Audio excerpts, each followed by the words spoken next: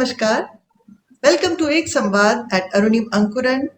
In the series celebrating the golden generation, today we are in conversation with Mrs.Geeta Kasturi, author of Triveni Sangam, a comparative retelling of the three popular versions of the epic Ramayana, Valmiki in Sanskrit, Tulsidas in Awadhi, and Kamban in Tamil. So our guest today is author Mrs. Geeta Kasturi, and it's an honor and privilege to have her here. A word about Arunima Ankuran. This is an initiative for positive social change through self-development. The goal is greater well-being and happiness for all. At Arunima Ankuran, we believe that each person is unique and special in some way, that each person can make a difference, that each person can make an impact, and that's what inspires us to keep going. Mrs. Geeta Kasturi was born in 1944. She did her BA Honours, MA in Sanskrit, a second MA in English, taught Sanskrit in Chennai and then briefly in Bangalore and Delhi. She trained students in staging plays and Akita in Sanskrit, retold the tales of Krishna in the Srimad Bhagvatam into her first book.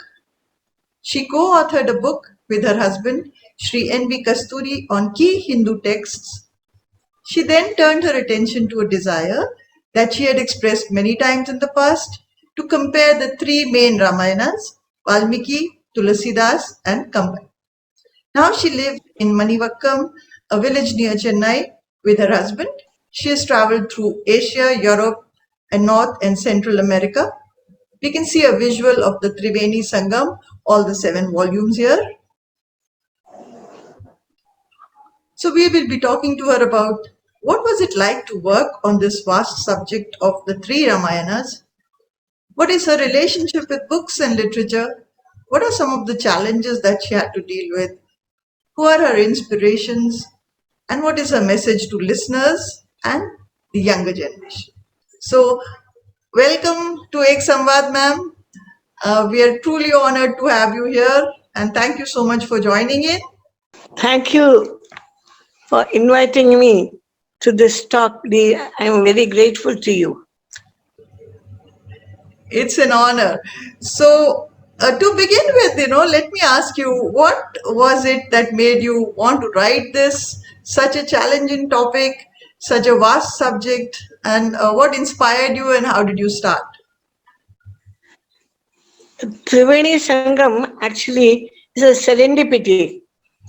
My grandchildren, they wanted to hear the heroic exploits of Rama as delineated by Valmiki. So I started on it. As I proceeded, I thought to combine all the 3 together and give a comparative storytelling and call it Triveni Sangam, because it was a combination of the 3 Valmiki, Tulsidas, and Kamban. See, why I chose it was I thought both of them had unique style of narration, and their distinct analytical variations, I was sure, would welcome lot of applause and draw common interest. So that's how serendipity happened. It's Triveni Sangam. And how long did you work on it? Talk to us to the process through which you had to go to complete this. Oh, I worked on it for nearly 10 years. I was always been a voracious reader of the ancient scriptures, Ramayana, Bhagavatam, Panchatantra, Mahabharatam, and lastly but not the least was the Divya Prabandham in Tamil of Divya Prabandham. So Divya Prabandham is a compilation of 4,000 verses written differently by different scholars. So when I read about it, I thought I was reminded of Tulsidas, Hmm. and then again I wanted to include Kamban in this work of mine. Then they are so. When I read those stories, they had tiny anecdotes Hmm. which were loaded with divine stories, morally stimulating the minds of the young children. Lucky to be born in an intellectual family, my father was the incentive for all my writings. One interesting thing I'll tell you about my father. When I was born in the hospital, and he had gone to the inauguration of Gita Jayanti celebration, and it was inaugurated by Mahatma Gandhi. So Hmm. he attended it and came back to the hospital to find a female child Hmm. born. Hmm. Immediately, the thought flashed across his mind that he would call me Gita after the Bhagavad Gita of Lord Krishna. That's lovely. So that I thought that was being. These are the small points I've written out to recuperate my memory. So, Yes. Okay, let's go down the memory lane and let's talk to you about, your childhood, some of the memories, what are the inspirations, and let's start off from there. The milestones of your journey, from your schooling, maybe if you want to. my schooling, I was in convent of Jesus and Mary, and then later on, I was transferred to Lady Irwin Hmm. School in on Canning Lane. It is an Indian school, so Hmm. from convent I Hmm. changed over to an Indian school. It was there that I came to know about Tulsidas, Valmiki, because we had two subjects, Hindi as well as Sanskrit. Hmm. So uh, that's how I learned to get familiar with these two wonderful authors. Hmm. Then it went on. I used to participate in sports, music, dance, and everything. And another feather to my cap was I was a champion sprint. Wow, that's amazing. Then that was how my childhood went very calmly, very smoothly, and Hmm. it was an age which was not a time that could provide technical facilities for the entertainment for children. No cinema, no TV, nothing Hmm. at all. Yes. So, uh, traveling by train fascinated us most as a way for a transport vehicle. Hmm. As we went traveling in it, we went by beautiful green fields, village folks humming some song to themselves and Hmm. doing the plowing and seeding, all that. But uh, surprisingly, it was all manually done. They did not have a tractor. Hmm. They plowed the field with a couple of bullocks yoked together. Hmm. Then women will so plant the seedlings, Hmm. and then wait for the harvest in around January, December. After January, December. Hmm. So then my college stage came when Hmm. I joined Indraprastha College Yes. of Delhi University. Hmm. I did my BA and MA in Sanskrit there, Hmm. and uh, I passed through with a first degree grade. Wow. So then, having got a first class degree, I was recommended by my professor, Dr. Uh, Satyavrata, to continue my studies with a doctorate. And that had been my ambition always. I should procure the doctorate degree. So I just made one or two visits to the professor, but I found destiny working against me. I fell a victim of rheumatoid arthritis, which debilitated me and made me immobile. All my activity of youth went into thin air. But I was very strong-minded, where willpower. I had a good, strong willpower. I said I should do something. I should not be lying in bed like this, like a vegetable. So I started exploring venues which could help me in this state of helplessness. I explored venues to get a way out, to enter it, engage me myself and not feel, rusted. Yes. Many venues just disillusion me after the start. The ideal thing was, I thought something constructive should be done by me.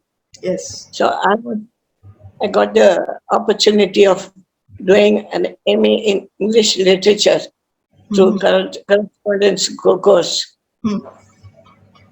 It was around middle age that I got the degree with the debilitating condition of my health. Where do you think this strong willpower came from? What do you think is I the think, source? I think it's my father, because my father, he was he did his postgraduate brilliantly in economics, but as unfortunate as I have been, he didn't get a job for a very long time. When two of his children were born, so that's how he made a determination in his mind. No, I have to be very active in my life. My father was a plague surgeon. I should follow his footsteps in doing something good to the society. Then he joined the All India Radio as the news editor, and further promoted as the director of news. And I think that's my main Source of inspiration. willpower to face my ailment boldly. So I saw day by day my bone joints were getting inflamed, and I had to take urgent medical treatment. Then physical training uh, helped me to a certain extent to improve. But the most thing is, over the years, arthritis was not decreasing, but going steady and go slowly to, hamper my activities. Then the most important thing I should say, that, as I told you, traveling by train was very fascinating for me. So with those, not Experiences. forgotten memories, I revived those thoughts and thought, traveling was a promising opportunity Mm-hmm. to enliven my life, which was almost dwindling. Mm-hmm. Then I had to, time had come for me to take over to a wheelchair because walking became impossible.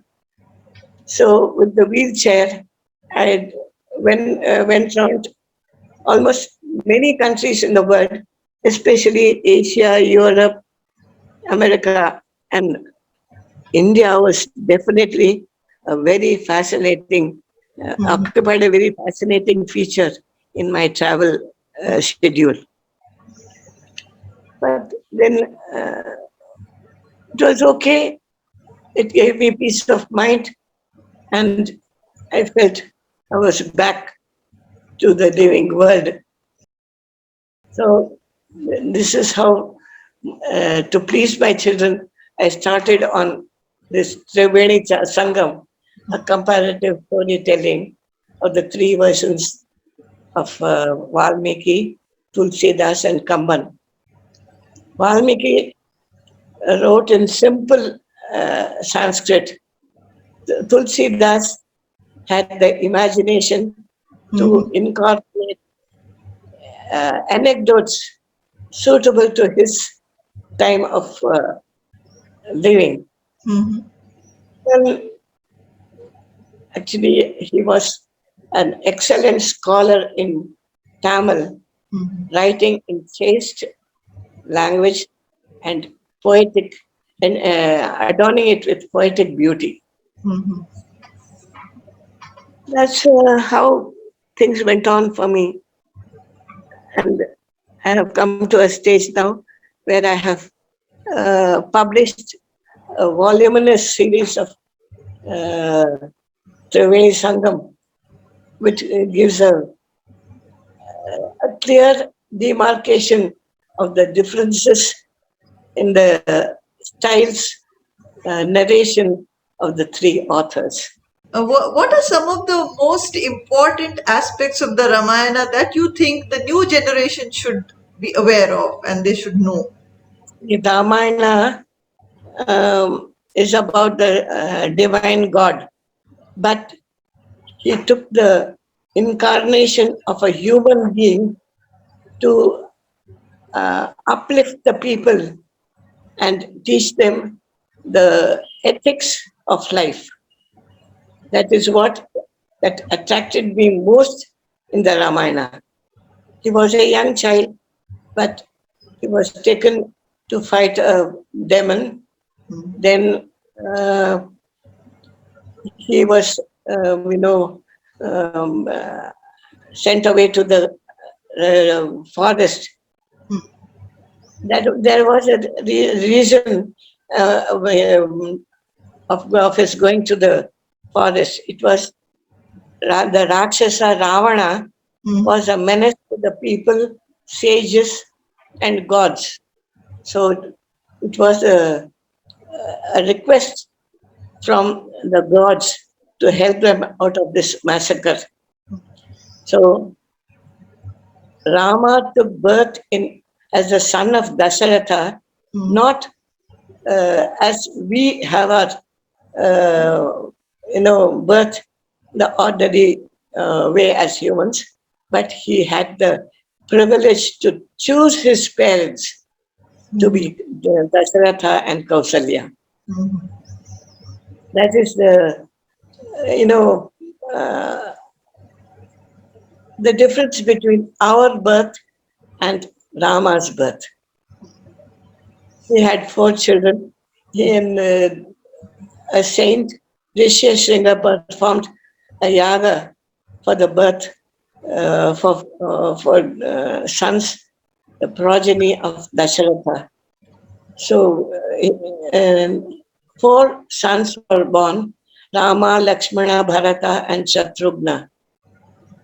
And Valmiki was their preceptor from their birth, from their naming, Mm-hmm. education, their ashrama education existence in those days, students had to help the preceptor in all his domestic work, including washing clothes and all that.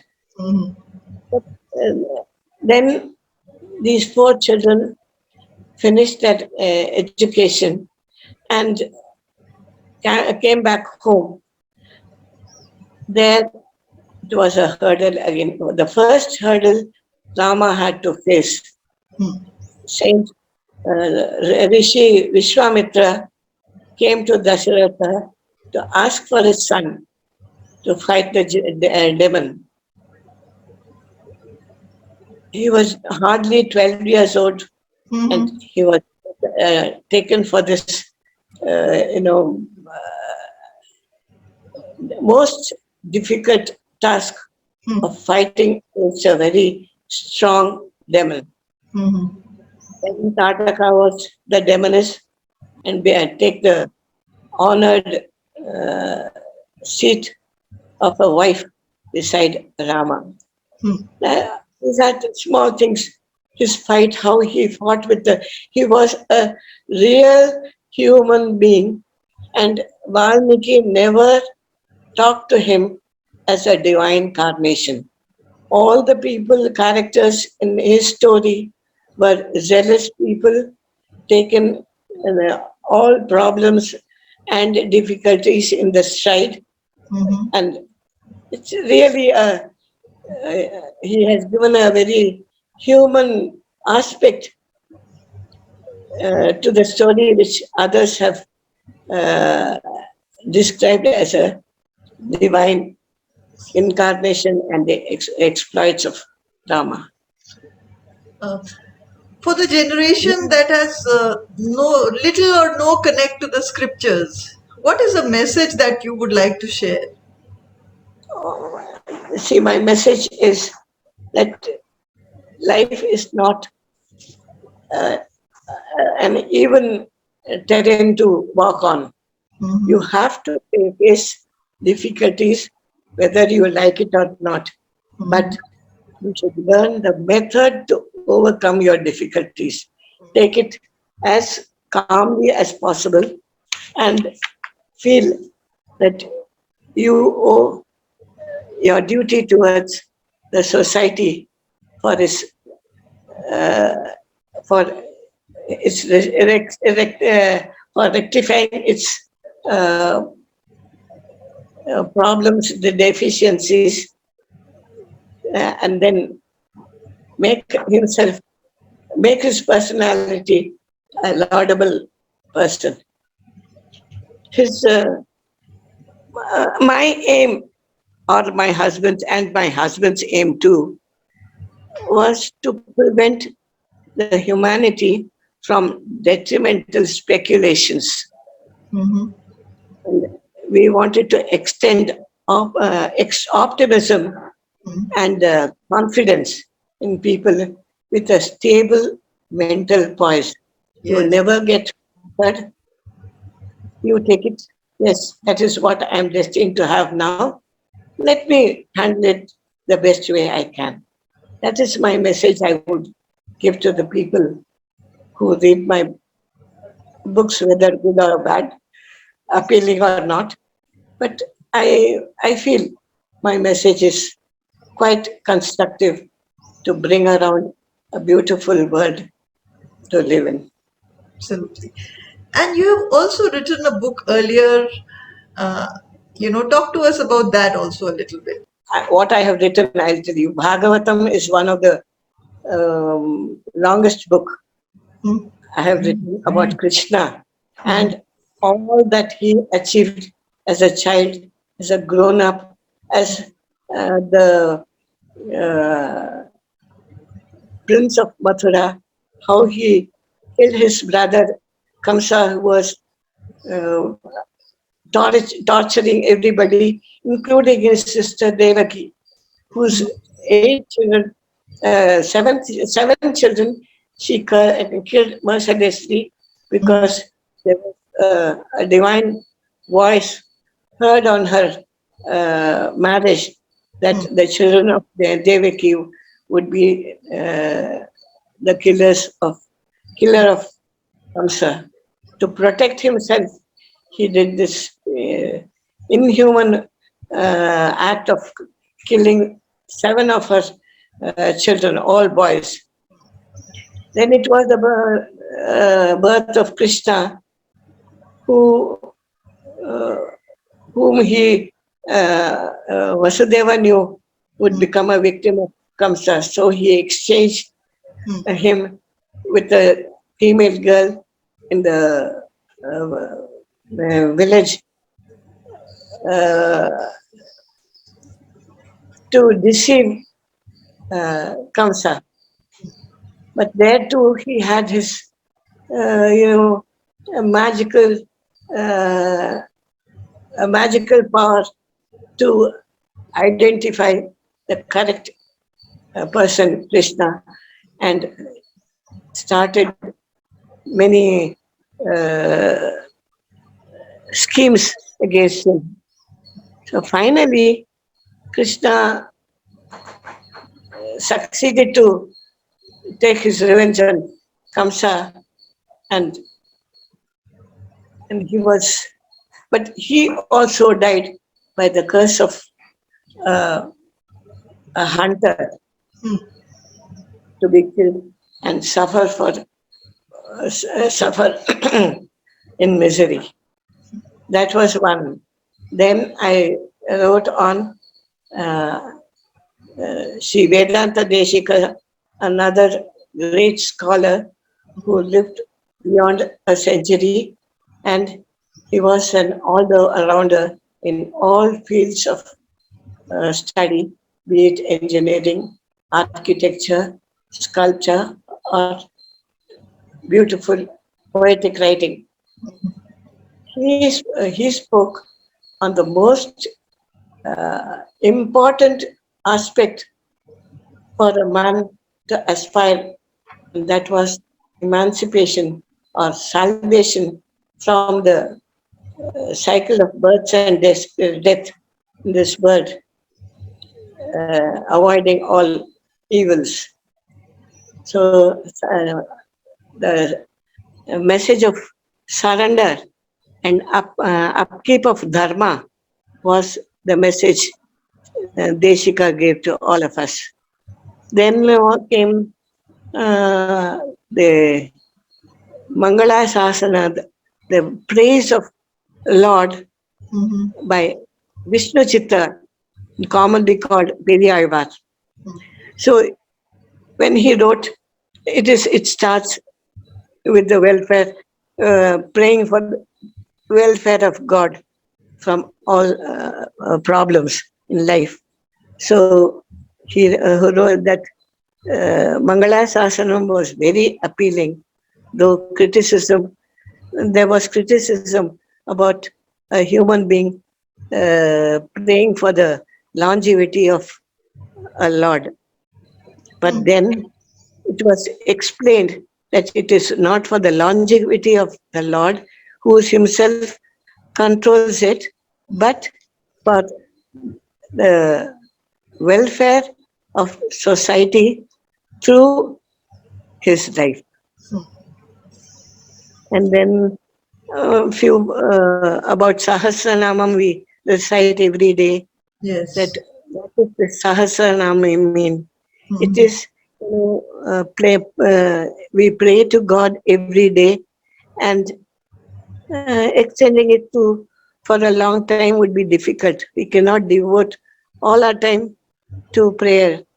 So Shiva, when Parvati wanted to complete her prayers before having food with Shiva, he told her, "You just utter the 3 words Rama, and that would suffice for a whole long prayer." Lessons that you think we need to learn from our scriptures and from the books? See, from as married couples, we have had a very harmonious life. My husband has always been a support to me in all my difficulties. So I think family bond is very important, and the husband and wife respecting each other and with consideration is something, a quality everybody should possess. So there is no life with no love between the husband and if it's just living under one roof. That was not the feeling I have had all my life. I'm now nearing 80. We have Mhm. lived together a very, very happy married life. Our children have brought credit to us and made us proud parents. And every child should attempt to be a valuable child, a valuable asset to the parents, and not be a burden and create and be uh, live a rough short life. That is my message. I think that is very important. And looking after the parents in the old age, that is also very essential. My children have looked after us, me through my arthritis, and my husband who suddenly was diagnosed of cancer. They were by our side all the time to give us the morale that we needed. And ma'am, because you have so much experience, talk to us about what kind of parenting that you think is required, especially with so many challenges that parents are facing these days. Um, Yes, that is correct. And I would like to tell you, I spoke in the University Women's Association on the educative contribution in bringing up children. And then again got a prize in writing how parents and grandparents are uh, can help the upbringing of the child. So I feel whether parent or grandparents, not everybody is by the side. Children are away from parents and are looked after by grandparents. So they have to learn the value of having parents or grandparents because what cannot be fulfilled by the parents can be done by the grandparents or vice versa. Grandparents are very patient to yes. understand the tantrums or the disobedience, to correct the disobedience of children in a very nice way, in a very, how should I say, to be very good natured. And again, comparing other children with your children is very, very wrong. That brings out the inferiority complex in the child. So, parents and the children, even if they fail, they should console them by saying, if not this time, next time. Don't feel bad. Again, try again. That is the attitude all children should get from their parents. What are some of So, the most important values? If we had to communicate to the younger generation and pass it on to them, what are some of the most important values you would suggest that we do? values to have is to be God fearing, to be have the family bond going forever. No, there should be no uh, family feud, whatever be might be the cause, whether it is property or education of children, that doesn't matter at all. Your life is to live a life of uh, valuable uh, principles, moral principles in life. So parents should try to encourage the moral principles we learn from our ancestors to our children so that it can pass on to the future generation. Moral principles are very important. That is the value of life, a life of dharma, uh, a life of obedience, life of compromise. That doesn't mean you compromise in everything. Reasonable compromising. That is all. They are the values you have to inculcate in yourself. So, ma'am, you had to face so many challenges in terms of your physical issues also. What do you think is the role of spirituality in life, and how did it help you? Yes, spirituality, I would say, played a very important part in my life. I was taught to pray right from my uh, I won't say while I was a little older than a toddler.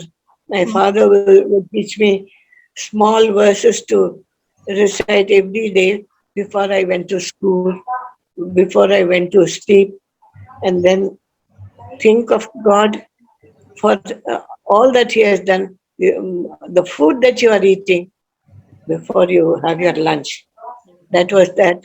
And then my spirituality uh, for everything in our house. We think or recite mentally or loudly a Mhm. few verses to thank God for His benevolence. And even now, in a day, whenever I get time, Mhm. I recite a few verses from somewhere, Lakshmi Ashtotram or anything, to give me that satisfaction of a good life, the satisfaction of being useful in the world, Yes. then God here and feel thankful to God that it is He only, I am only an instrument in whatever happens in my life. He is the master of ceremonies. Spirituality, no, nobody, I think, can have a good life, a peaceful life, a happy life being an atheist. I shouldn't use that word without God fearing.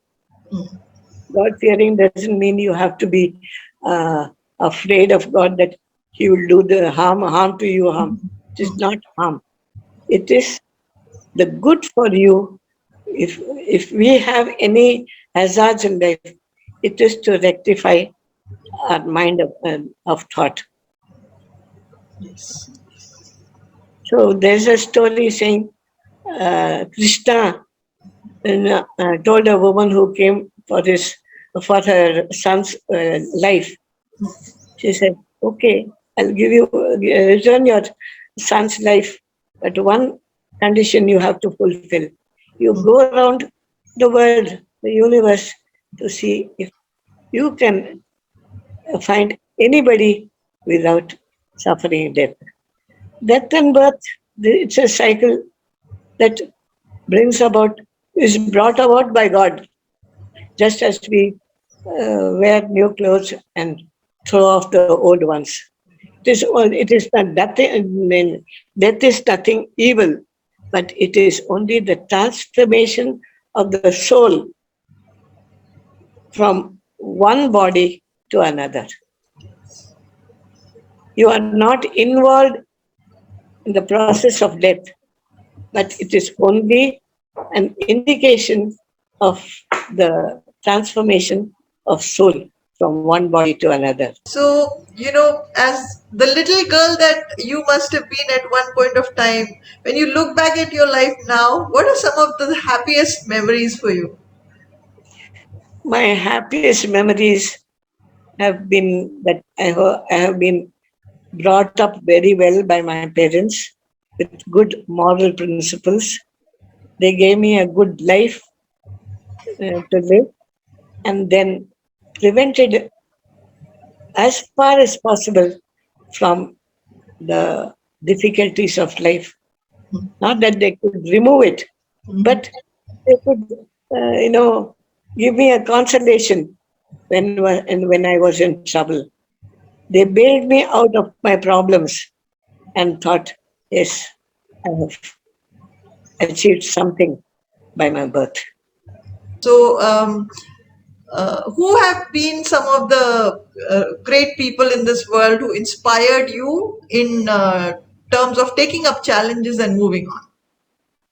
Yes, the two important scientists that have impressed me in, uh, in crossing the hurdles were Stephen Hawking and Christian Barnard. Stephen Hawking was a crippled man, just unable to move. He moved on a wheelchair, and his whatever he wanted to convey was wired through his brain cells. He couldn't speak. Nothing can be done by him. He was just a mass of flesh sitting on a wheelchair, but it did lot of uh, extraordinary innovations. He was responsible for extraordinary innovations just with the working of the wire on his brain cells. Then Christian Barnard, he was the first surgeon for transplant in this world. Nobody knew what transplant was. He invented it and then carried on. It was the first, and though it was the first trial and not fully successful, he had my ailment of rheumatoid arthritis. He fought against it. He said, "Hell with my life. I want to do my duty to man. Let me save. Even if I'm able to save one heart from being damaged, it was a service to God." So he used to, pack himself with strong doses of steroids, Hmm. not to hamper the progress of his, what should I say, scientific discoveries that would help in the transplant process. So these were the two people I think need special mention. There are so many other, I don't say, not to my knowledge, but the, as far as my knowledge goes, hats off to these people. So I think, after watching this interview with you, this conversation with you, I think you're going to be an inspiration for a lot of people too. No, Such an that's too much of a credit to me. But if I do inspire somebody, it is by the grace of God. Yes, and I think it's absolutely amazing what you have done, and a lot of people could not even think about it. In spite of all your challenges, you must have gone through so much pain. It's difficult even to imagine how you have gone through the process of writing the books. But at a stage, I couldn't use my fingers for writing. Then my son trained me to use the laptop. But even clicking the keys was difficult for me. But still, I said, yes, हम कामयाब होएंगे होएंगे कामयाब जरूर. That is my motto. Even today, if I want to do something, uh, whether possible or not, I try my best to do it. It is. Honge Kamyab is my motto. That's so inspirational, absolutely amazing. I think this conversation could go on forever, I think, but we will have to conclude it here. Um, is there something else that you would like to say before we say goodbye? Compassion and compassion towards the downtrodden is required as a human being. That softness of heart everyone should possess. Thank you so much, ma'am, for being on Ek Samvaad at Arunima Ankuran. We have no words to say about the stupendous achievement. It's much more, far more than any doctorate could have given you. I think the satisfaction of writing 7 volumes, and I think it's a blessing that someone like you thought of writing for the next generation. Thank you for And inviting me. It was a great honor that I could speak to you and the people, convey whatever little message I have for them, for their life. thank you, ma'am, and we wish you the best of health. And we Thank hope you. that you will continue to write more books in the future.